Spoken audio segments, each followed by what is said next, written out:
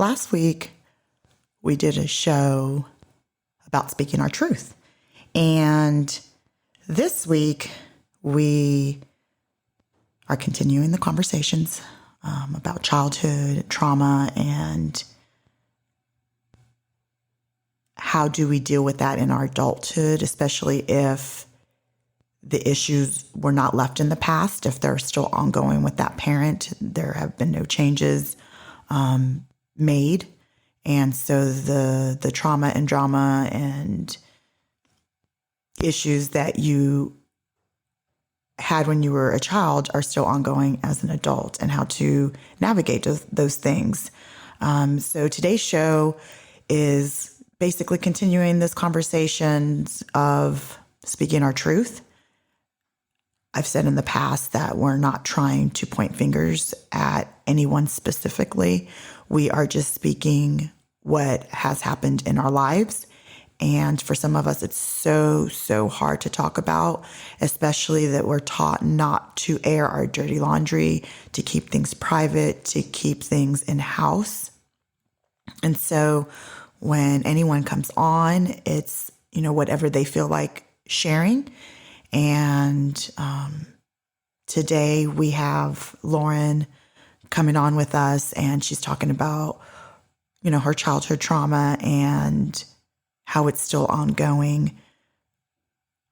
And how do we deal with that as an adult? Because we're adults with our own families, a lot of us, and we're still trying to navigate that world with our parents.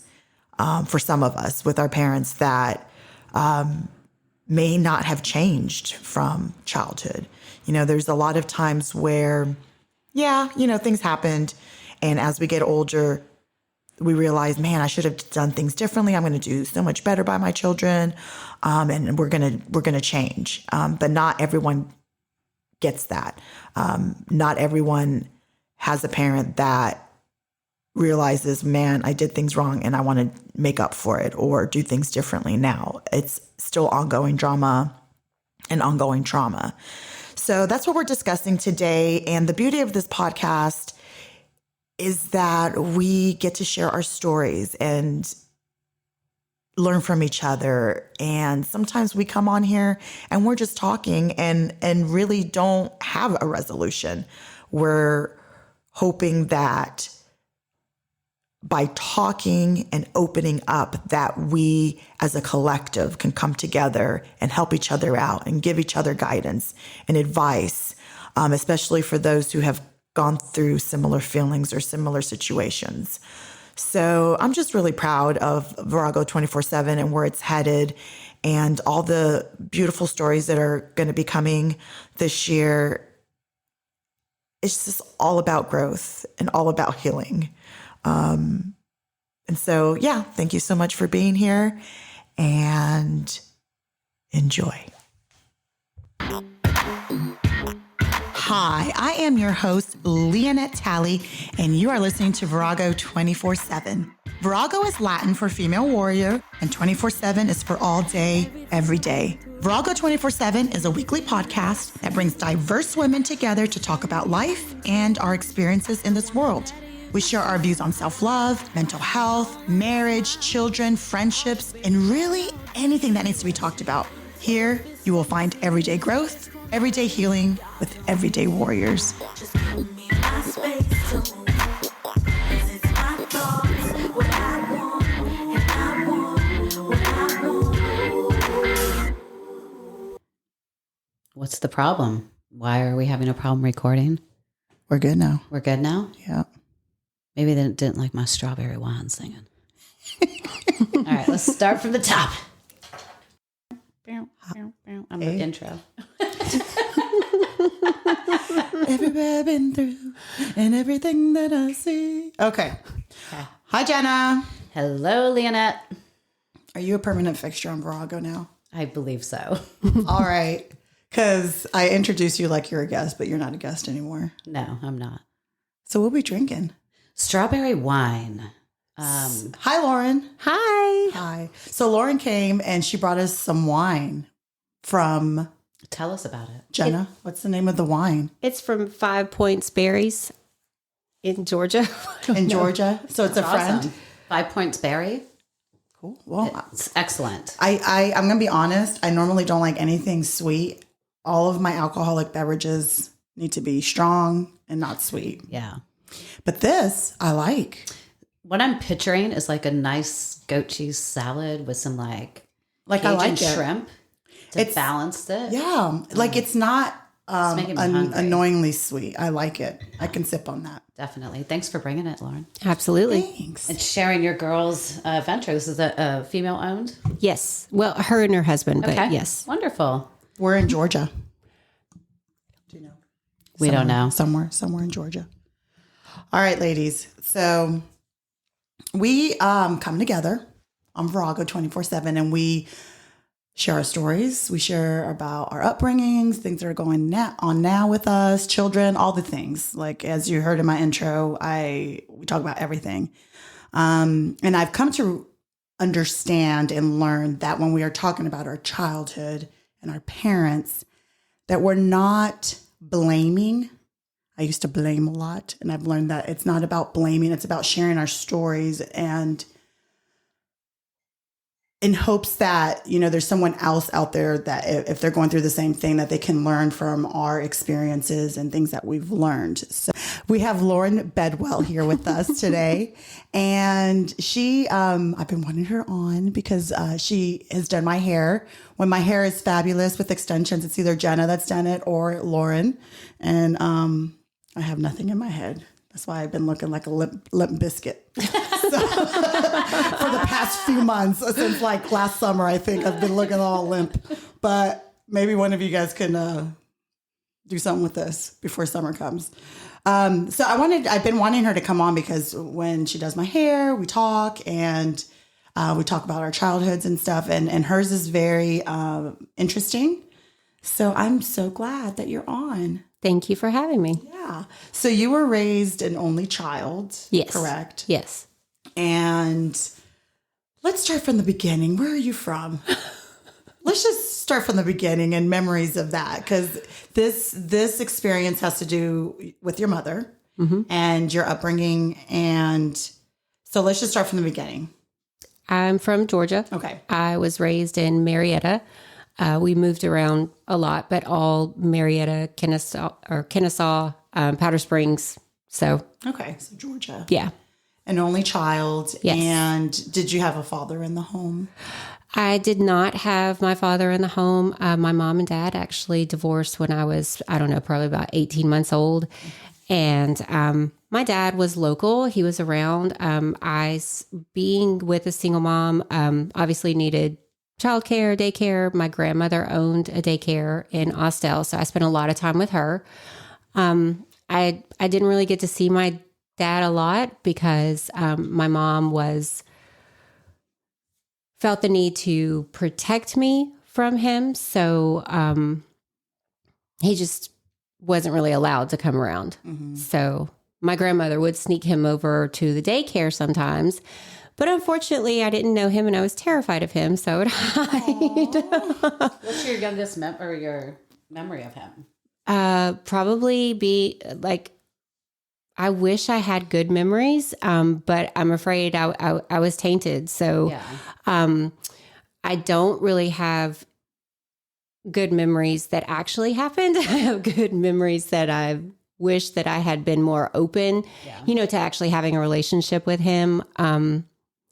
He was he did always love me. He was always very protective. He once tried to pay my boyfriend off. So you can, I'm sorry, I must have misheard. I was thinking that the relationship ended when you were young. No, it didn't end. It was kind of that my mom didn't really let him come around. This is going to sound really terrible unless she needed him to watch me or she needed something from him. So he wasn't dangerous or anything. He was not dangerous. He was an alcoholic. But he had his own trials and tribulations, as a child that he was self-medicating. He did do prescription medications as well. So I think that she was more afraid that what was he going to get drunk and try to drive me around or whatever? So there was a sense of protection there. There was a sense of protection. Yes. So it was strained, and it wasn't, I just wasn't really around him enough to get to know him. But since he died in 2012, and since his passing, I've gotten to talk to, my aunt and some people on, my father's side that kind of told me more about who he really was. And he was very loving and very open heart, but he was just a tortured soul and needed to numb. Mm-hmm. So that's what he did. Don't we all understand that numbing? Yeah. Yeah, I think a lot of us can relate to that. Yeah. Absolutely. So your upbringing was mostly with your mother. Mm-hmm. And like, I know that we've talked about just how difficult it was, growing up with her because of, she, like the unpredictability of like her personality and all of that. So let's get into that. Cause so before we do, has she been diagnosed with anything that you know of? So as far as I know, she's been diagnosed with borderline personality, and my aunt told me that she was diagnosed with schizophrenia. I've not actually seen the diagnosis. Just recently, she's told me some of the medications she's on, and one of them is to treat that, or not treat it all the way, but just to help symptoms or side effects. But you and her have not like spoken about it. We have not. I also have to tread lightly, even reminding her that she was diagnosed with borderline personality, because she tells me that she wasn't, but she was, and told me she was when she was diagnosed. So now I have to be very careful to bring up anything about her mental state. I cannot say mental illness. She gets very defensive. She just absolutely refuses to admit to herself or to anyone else that the way that she thinks and speaks and treats her circle is just not normal. And at this point, she doesn't really have a lot of people in her life anymore. And unfortunately, the truth of it is that she has she has run them off with her behavior. But in her mind is everyone else has wronged her or done this to her. So, my aunt and I, especially for the past 5 or 6 years, have tried to convince her to seek counseling, to seek help, to talk to a professional. And she did for a little while, but again, she switches doctors quite often. She's seen over the years a neurologist. She's seen a general practitioner. She's seen, part of the disease, as far as I'm aware. It absolutely is. It absolutely is. And, I don't know. I just know that growing up, I always knew that something wasn't right. This wasn't normal. The outbursts, the temper. So do you have some stories that you can share with us? Like, tell us some stories. Yeah. Like, how was it growing up? Like, what made it so that you questioned that this is not what other families go through? I'm going to go back to the first memory that I have of feeling that way. I was with a friend of hers. They went to high school together. My aunt also went to high school with them. She had children. So I guess my mom was going out or whatever she was doing. And I stayed with them. And the daughter was like a few years older than me. So I think it was Concord Road. They lived in these apartments off of Concord Road in Smyrna. And we were supposed to go to the circus. My mom gave me $20 to go to the circus. Well, the mom didn't take us to the circus. We just hung out all weekend. So the daughter decided that we're going to go to the store and we're going to get some candy. I was 5. I was following her lead. So we walked down this road. I didn't know it was a busy road. I didn't know I didn't know anything.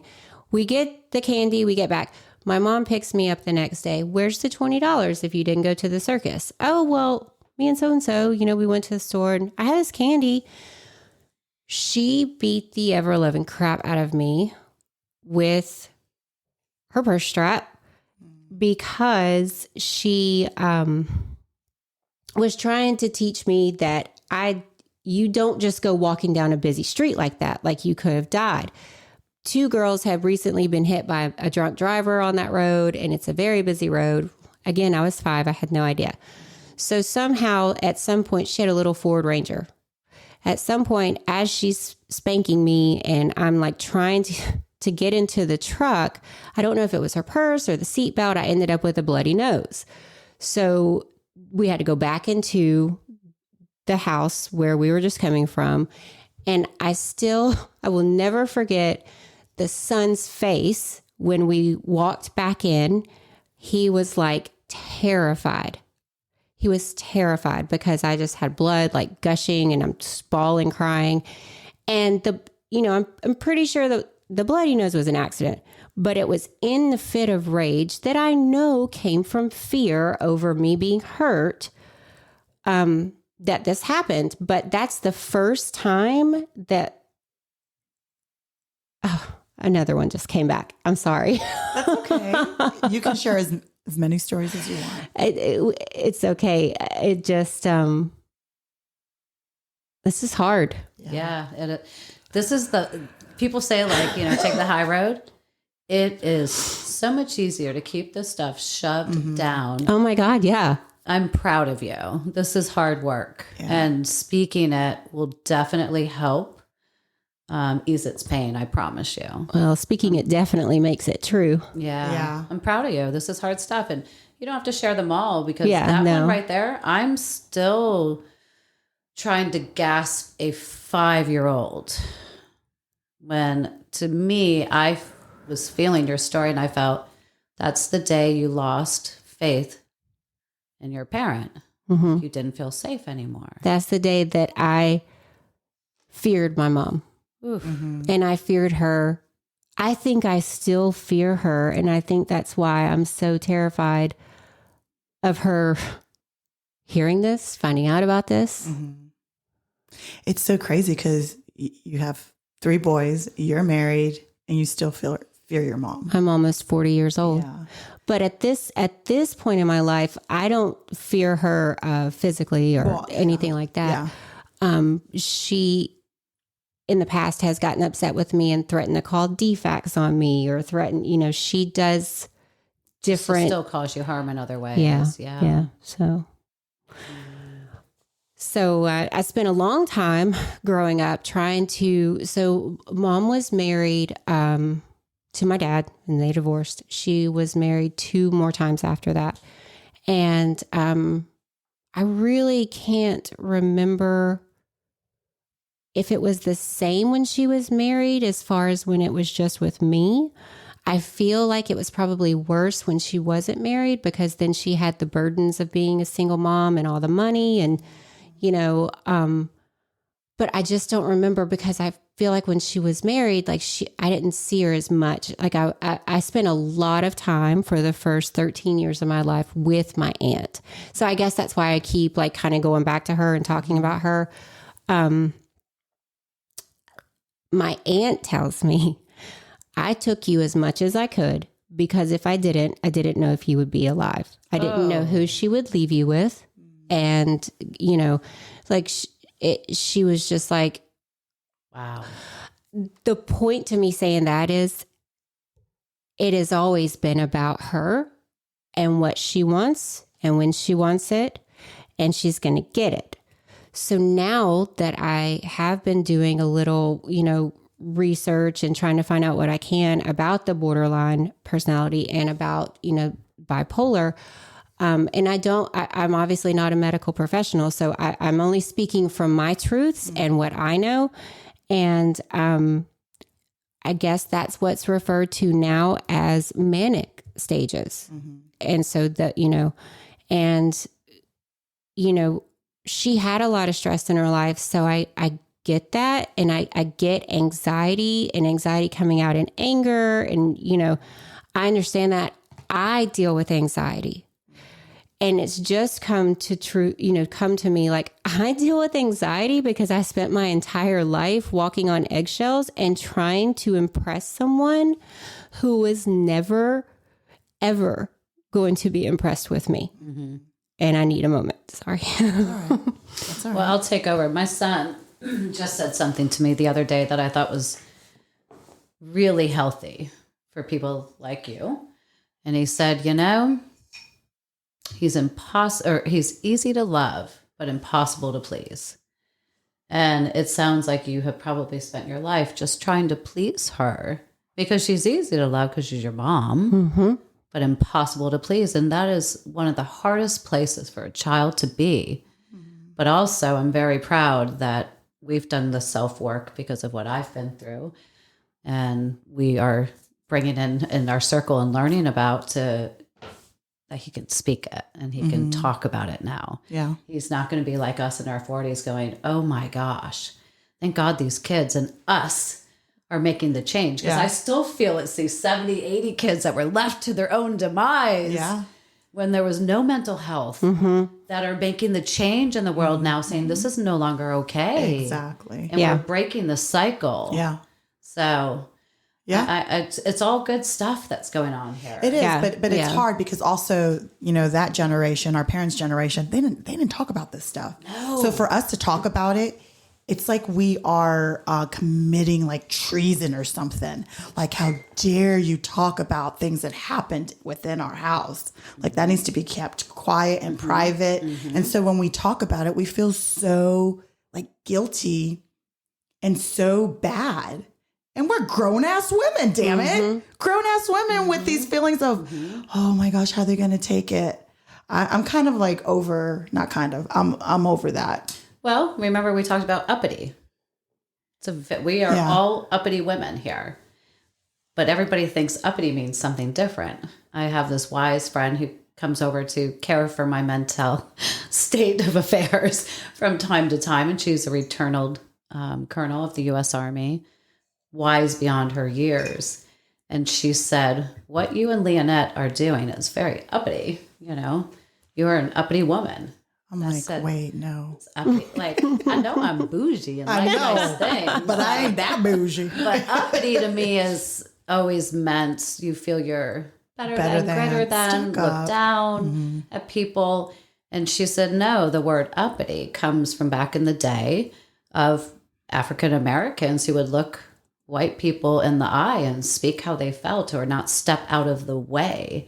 They were there to be heard and seen, and they were not going to bow down. So it's speaking up, but they were also the next, to be hung. You were not to be uppity. They were like, how dare that uppity N-word? And they were the next to die. We are brave enough and we have a platform to be able to be uppity and speak up about these horrible things. And that's what I believe is going to break the cycle. Because what you all just said, like, they don't talk about it back then. If you did, you would end up in a mental ward possibly.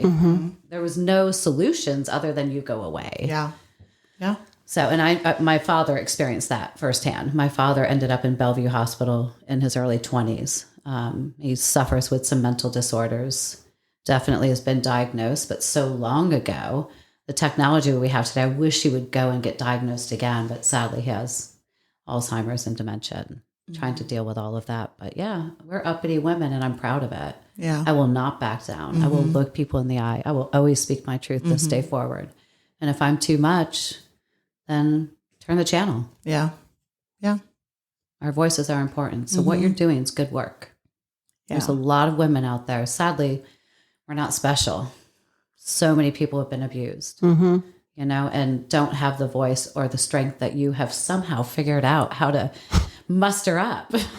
So keep talking. Yeah. And I love listening to you. So, So one thing that I am finding too, and just what you used to do and what I do, you get to really know people because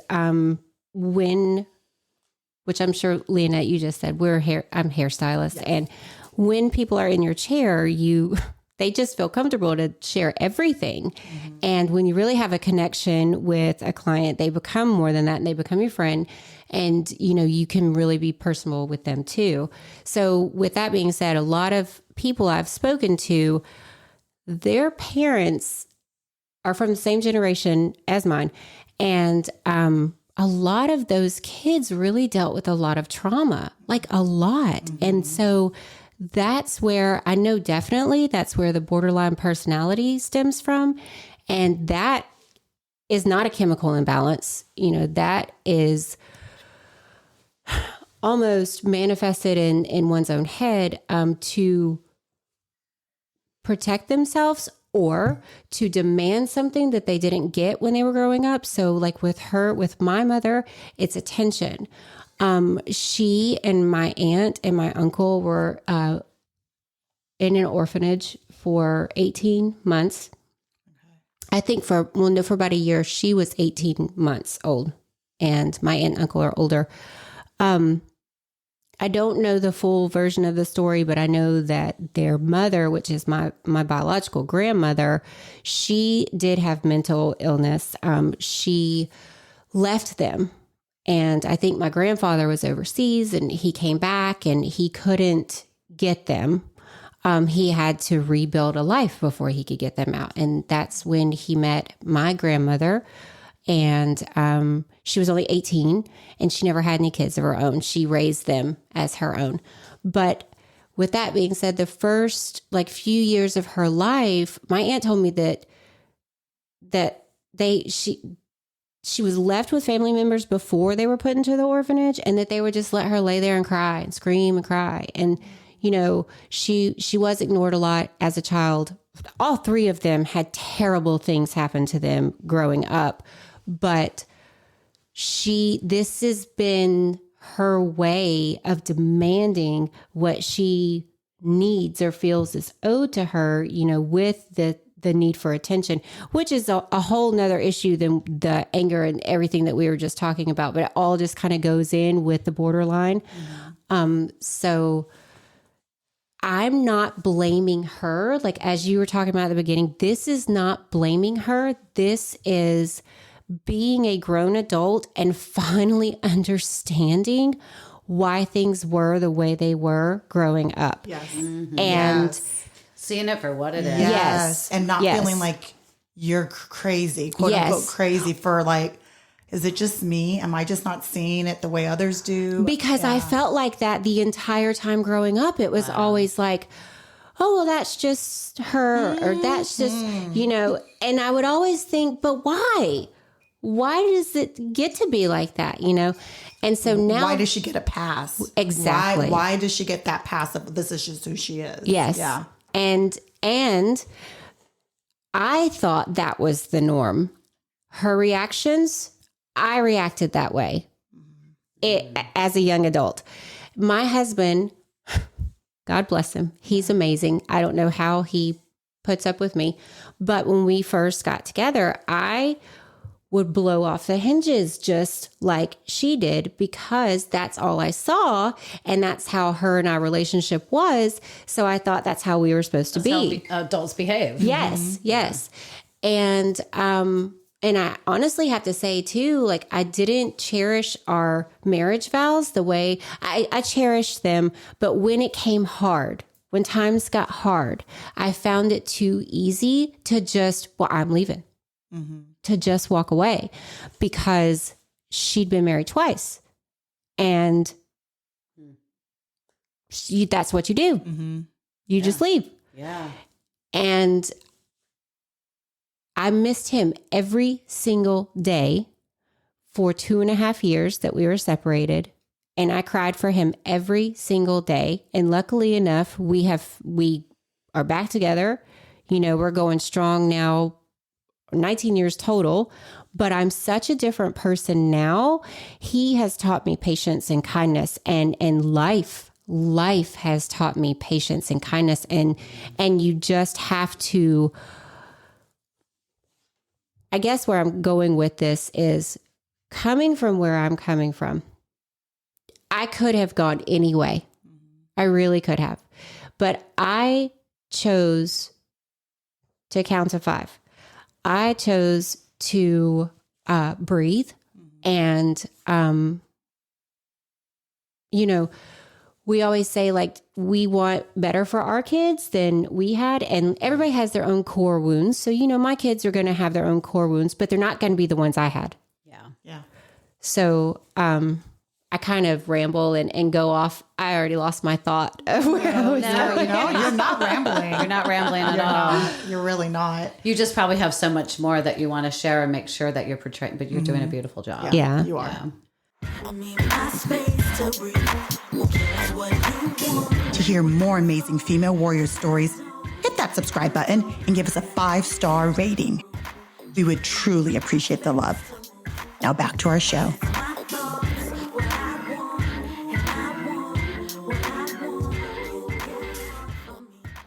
So going back to when you were talking about your mom and, her wounds from her childhood, she doesn't see any of that. She doesn't connect like, this is how I was brought up and this is why I handle conflict this way. This is what, does she connect any of that? No. Okay. No, she doesn't. And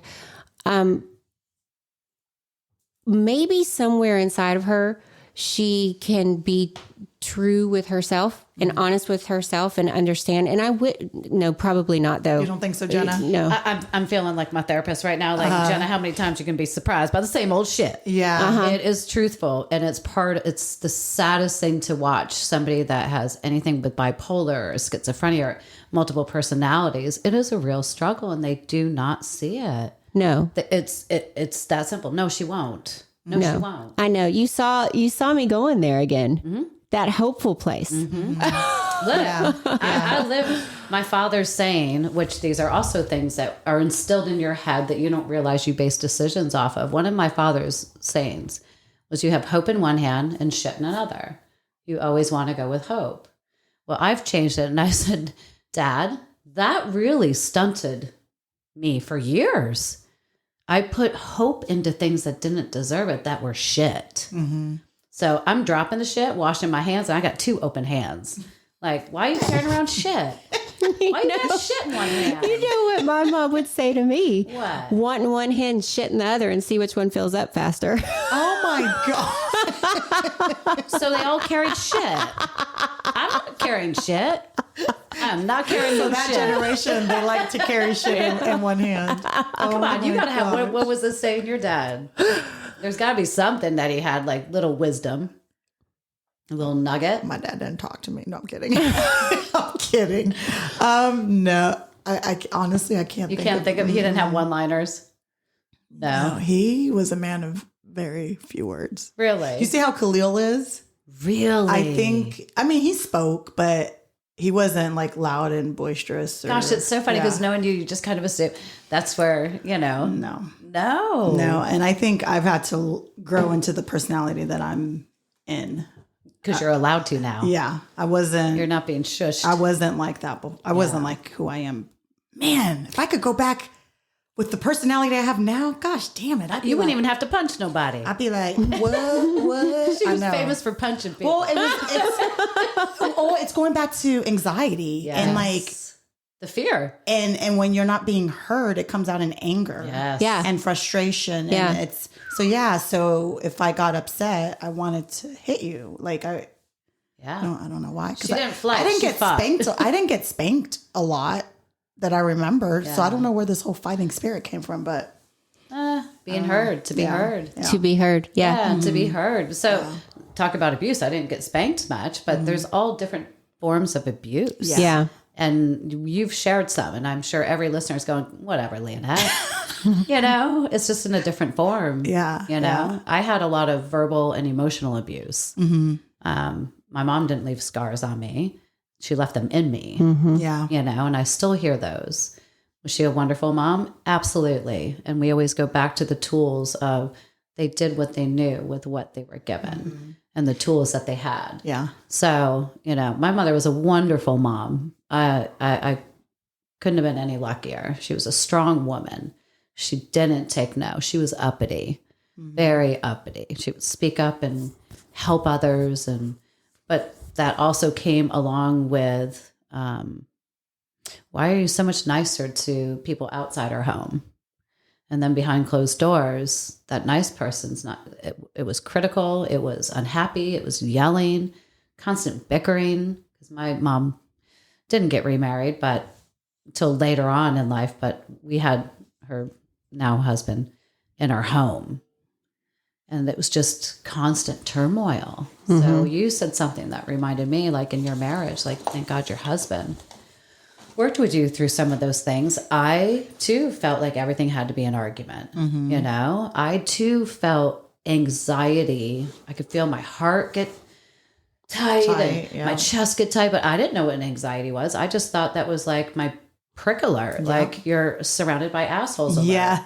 Yes. That's how I took it. Where is the grown up in this place? Right. Like, where are they? Right. Yeah. Where I was acting just as immature, but I would take it as, this is your body telling you this person is no good, so you better fight. And that was just what I would do, where now I know my body was telling me this person's not good for me. Yeah. And I shouldn't have to fight. If I have to fight, you're not going to be in my life. I am breaking the cycle without a doubt with my kids. Yeah. I mean, and you can't change if you don't acknowledge. So like your mom not acknowledging that there's been an issue or that there's anything wrong. It's not going to get better. I've learned that we ourselves have to change how we react to these kind of people, which is so hard when it's family. You did one of your first recordings, I remember, and it was talking about looking at yourself and owning like your part in things. And yeah, I mean, you're exactly right. Yeah. So, so that is things that I've worked on too with her. I used to be very combative and go back at it with her until I understood that the tension and the fighting, like she was getting what she wanted was attention, but it didn't matter in what form it came. So what did that do to me? That just made me a ball of nerves. That just made, so now, I don't react. I don't react anymore. And I just wanted to go back what you were saying about your mom, being a wonderful mother. And I just want to, be very clear that I'm not here to bash my mom. I don't hate her. I love her more than anything.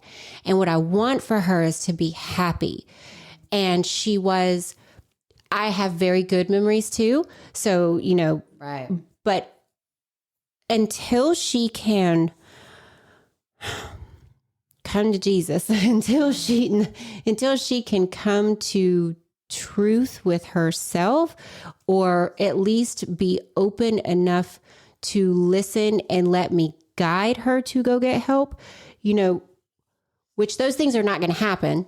Those things are not going to happen because she doesn't see, the issue within herself, but she's never going to be happy. And that makes me really sad for her. She's never known true happiness, and she's never going to know true happiness. She's always chasing the next best thing, or like chasing that high. Yes. And it makes me so sad for her. What drama can I create now? Yeah. So that's where we go to our circle of control. Sadly, you can't control the fact that she doesn't want to get help. And we paint these pictures, and I did it again. No, but that's and there's nothing wrong with saying that that's what you wish. We paint pictures for dreams. We paint pictures for good things. Yeah. We're visual people. We're hairdressers, for Pete's sake. We can dream up beginning to end in one haircut. We are very thought-provoking, emotionally driven. So I too found myself, when I had to look in the mirror and do my work, I was continuously hurting myself in my own marriage with painting these pictures of who he could be, who I've seen, because he too was a good man. He too had great qualities. Everyone has both, but what are they showing you the most of? But I just hear you and I see me, And I'm so proud I'm not there anymore. But I'm so proud of you for being there because you're a corner away from seeing it. Yeah. You're doing such a good job, but you go back to this beautiful picture of I could guide her and I can help her. And I know. If she can just be happy, none of those things you can give anyone. No. You can't give it to your children. You can't give it to your husband. You damn sure can't give it to a mentally ill mother. No. So that's your circle of control. That's what you need to learn. I can't do that. But the next circle of control is how you respond and how you guide. And there's nothing wrong to me at this point in the game to just say, I simply cannot be in a relationship with you unless you get the help that you need and only you can find your joy. You will not take any more from me. Yeah, but yes, I agree with you. But one of the things that you've said is guilt. Like that is like a huge. Yes. So this actually is a good. From that. Yeah. The guilt thing. They all go hand in hand, though. Right. So that's what I'm working on now. I have so many backstories, but just to try to understand like where she's at and where I'm at. But I have so many like thoughts right now. I can't stay on one. Okay. So boundaries. So I'm trying to work on myself now to understand that I can't fix her. I can't control her life. You know, I can't do this. But what I also can't do is I can't live like this anymore. And I can't wonder every time I talk to her, like, which version of what story am I going to hear or what, you know? And so I'm now working on creating boundaries that I have never had with her. And that is what is eating me up inside because I have been trained for 38 years, as long as I've been on this earth, that she is your everything and you do whatever she says and that is who you are and that is who you will be. Yes. But that is not who I am. Ooh, so many, Lauren, like so many people with that sentence, I felt you right there. Like so many people just felt you. It's amazing when you can find the... Yeah. And that's why a lot of people don't set boundaries is for that very reason. We've been taught this is family. You got to accept each other for who you are. This is how they are. Yep. Forget about the past. Like all these things. Just deal with the shit. Focus on now and forward. Don't talk about the past. Yeah. And let me tell you something. If I continue my life like that, she's going to end up living in my house and destroying my family within the next 10 years because that's her ultimate goal. I can't do this. Well, you say she makes everything about her, like all situations, any situation, any event. Yes. She makes about her. Yes. And so how can you live that way if you have someone who needs to be the center of attention? And the only way they get to be the center is if there's drama. And if you allow it. Exactly. Yeah. That's the thing you have to stop allowing it. And I actually had a thought the other night too. A friend called me to the carpet. She said something that resonated so much. She said, I think because she also came from a home that her dad, was very similar to my mom. And he also dealt with trauma as a child. But she said, I think because this has been your norm for so long, you don't know any other way. So you can't let yourself not talk to her because you need that. Yeah. It feeds something. And I just kind of blew it off until later that night. What did I do? Call up Mom. Get into a nice big argument with her. Yeah. Because I craved it, because I want to tell her, no, don't be like this. Let's be, stop it. And then when it hit me, I was like, oh my God, she hit the nail on the head. You got to drop it and walk away. Like live for yourself and your family. Stop. So this is hard, so for anyone, that may have dealt with this or is dealing with this, it is so hard, but I know it's going to be worth it. Yeah. This was hard to come here today. I know. But you did it. I know you did it. You did. I put it off for a year because of guilt. Yeah. Yeah. So that'll be a good thing to figure out how to work through, because I too suffer from guilt, not to the extreme that I used to, but it is crippling. It really is. And that's where codependency comes in. That's exactly right. And enabling. And that's the whole. Very toxic. I mean, but you have to imagine that it was just the two of them. Yeah, she was married. So you had, men coming in and out, but like it was the two of you, whether it was toxic or not. Like she was the one taking care of you. That has to be so hard to I can't. I'm still internally mourning for that 5-year-old little girl story. Yeah. That sets you up for. It just breaks my heart. So talking about shoving stuff down, there are a lot of things that I've shoved down because, like we just said, talking about it makes it real, but talking about it makes you feel it all over again. And talking about it hurts so bad. And there's really no other way to heal, though, and no other way to come to terms with the truth of the whole situation unless you do let it out and you do relive it and you do talk about it. Because otherwise it's just made up or gone or, or turns into cancer. Yeah. And that's, is absolutely true. Yeah. There's something I'd like to share with you and everybody. It's a coping mechanism that I was taught by my sister. And it is about things that are hard to talk about. You got to departmentalize them. So they said, visualize a shelf with a red box, a yellow box, and a green box. And you separate those into what you're willing to talk about.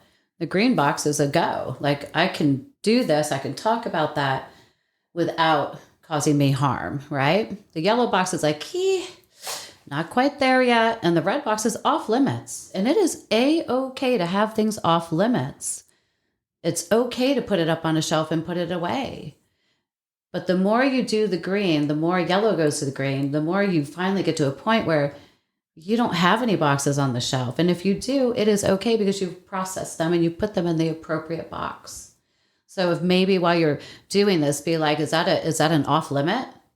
And start breaking it down because you have so much that you're processing. And when I did that, it made it so much easier to go, I'm only dealing with that green box today. And I know what's in there. Yeah. And I would still be working, but not doing such hard work on certain days. Yeah.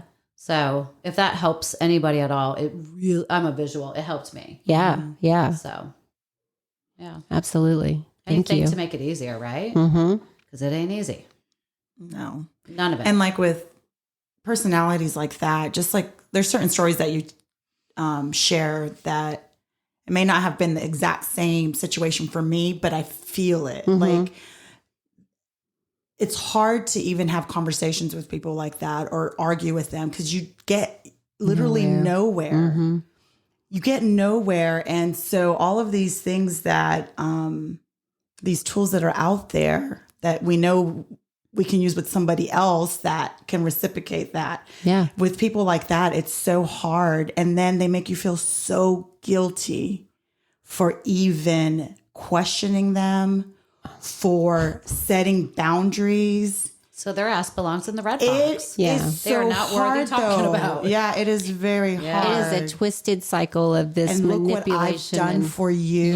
You owe me. Yes. Yeah. How dare you? Yeah. How could you? Yeah. So like situations may be different, but that feeling that you have is the same, and you feel like that little kid again. Yep. And they say you revert right back to that age. You do. I do. I become a little girl. I cry. I get emotional. I'm not in check. And I guess that's like the dealing with the inner child and letting her know that she is safe and she is okay. Yeah. And she is worthy of feeling these feelings. Yeah. Absolutely. And you're not going to guilt me into feeling the way I feel. This is how I feel. And that's it. If you're not willing to change, then it's going to be a big distance between you and me. Like there's going to be a huge boundary. Like all the boundaries that you can put in place are going to be right between the two of us. And it is what it is. Lyanette's done some good boundary work. I've always looked up to her with that because she's a no. But it's been really hard because that's not that wasn't who I was. Yeah, but you've done such good work with it now. It seems to me. Is it still hard? No, but sometimes that feeling of, am I being too bitchy? Or am I being too uppity? Yeah. Do I think I'm better than? Yeah. You feel not what uppity means. I know. But I've been called that. Yeah. By close people where it's like, but really you're just loving and respecting yourself. Yeah. And living for you. Yeah. And so that's what I see you doing, Lauren. I even I haven't seen you in a while, and even you coming in today, I could feel like you've been doing some work. Yeah. When it comes to that. And I'm just like digging in a small part, but I know where to go. Yeah. I know where I need to go. I know where it's healthy. Mm-hmm. So it feels good to find that and figure that out. Mm-hmm. And the hard part is getting there. Yeah. The hard part is creating the boundary and setting it and staying to it and understanding that I'm allowed to do that. Yeah. And, not just with her, but with anybody in your life. Exactly. And whether that person understands it or not, that's not our problem anymore. Because and we don't owe an explanation. Exactly. No. And I felt like I always had to justify, this is why. And let me give you all the 1,000 examples. It doesn't matter. It doesn't do anything. It doesn't, it's just, it's like we said, it goes into like this blender and we just circle around. I'm like, I'm getting off this roller coaster. I'm not doing this shit anymore. So I see that's where you are, and I'm proud of you. Thank you. I'm very proud of you. Very proud of you. And also going back when you were saying how you want her so badly to change, because it's like once there's like this ha-ha moment in our minds, like, oh my gosh, like life does not have to be this way. Yeah. I don't have to feel anxious and want to rip people's heads off and fight all the time because that's all I know. When you get to a place of like peace and it doesn't have to be like this, you want everyone to feel like that. Yeah. But I've learned we're not on the same path and we're not on the same journey. And like, I can't force you to feel this way, to feel happiness. If you choose to live in that drama, then you're going to be over there by yourself. Yeah. And whoever else, is willing to deal with that shit. So, oh my gosh, I get passionate about this. Oh my gosh. I get so passionate about it. And you know what? I'm so glad that we are, because our kids are going to benefit from it. Yeah. Like think of the work that you have done and think of the work you didn't have to do and could have been just reiterating the same thing. So I'm sure your husband has a lot to do with that, like you said. He really does. I remember you going through that stage. And it was, I was proud of you because you put boundaries down for him. Mm-hmm. And that's where it all started. And he loved you through them and respected them. Yes. Those are the people you keep. Yes. Mm-hmm. Yes. Yeah. And now we don't argue about anything. Mm-hmm. We have such a newfound respect for each other and for our family and for our home, but honestly, I probably started 90% of the argument. Yeah. Oh, I get that. Oh, yes. Oh, I relate to that 1,000%. Absolutely. The majority of our arguments is because of me and my attitude. Mm-hmm. Mm-hmm. Yeah. I think I found with James that we were such good friends, because we had 29 years of friendship. You do end up treating the people closest to you the worst when you're going through hard times. And, we couldn't love each other through it. You have to grow through it. So I find that interesting too, like all those years, all the fighting, if we didn't have all those years, would we have been kinder to one another? Yeah. But nobody is excused from boundaries. No one. He used to come home and I'd be in a really bad mood and he'd say, you talked to your mom today, didn't you? Oh, yeah. Don't put this off on her, but that's exactly what it was. Right. It just takes you to a whole nother place. Shoot. So A boy, and you don't want that to seep into your home that you're creating with your husband and kids. taking that stuff out on them. Yeah. No. So Because this one person is coming in. I mean, but not just the one person, like she's a huge part of your life. Yeah. So yeah. she's not doing that anymore, is she? I don't let her. Okay. I don't let her do that to me anymore. She damn well tries. Yeah. every conversation. But I just, the advice that I've been given is, about creating the boundaries, making our relationship on my terms instead of just always hers. So if she does call several times a day, I decide if I want to answer it or not. Most of the time I try to keep our conversation to just text because I don't want to get into the back and forth, So, but I just don't, I let it roll off my back like a duck in water. Good. That's so good. That's so good. And like I said in the beginning, like I bring these stories on not to, brag on your mother. No. Oh my gosh, she had such a horrible mom. It's about what have we learned? What have we grown from this? Like, what are we teaching our children? Allowing other people that are listening to have that same permission to, set boundaries. Cause it's so hard to do. It's so hard to do. But when you do it, it's so freeing. It is freeing. Yeah. It is. And so much peace comes with that too.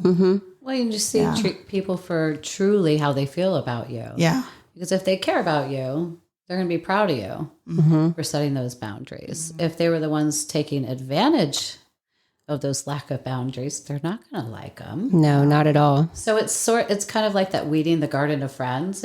They weed themselves when you start to have boundaries. Yes. You let them show you. Yeah. Yes. So it's all good work. Yes. It is. Well, I thank you for coming thank you for having me. And I know you have many more stories. So if you ever want to come on and, share more, welcome. Oh, we are here with you through this process for sure. Yeah. It's a very valuable one. Yeah. So I thank you, Lauren, for coming. Proud of you, girl. Thank you so much. Thanks, guys. All right. Bye. Bye. We will end with this quote. You either get bitter or you get better. It's that simple. You either take what has been dealt to you and allow it to make you a better person, or you allow it to tear you down. The choice does not belong to fate. It belongs to you. Thank you so much for listening to Virago 24/7. If you haven't done so already, go ahead and hit that subscribe button and please give us 5-star ratings. Also, don't forget to follow us on Instagram at Virago24_7 and on Facebook at Virago24/7, and just connect with us and share your story. We'd love to hear from you.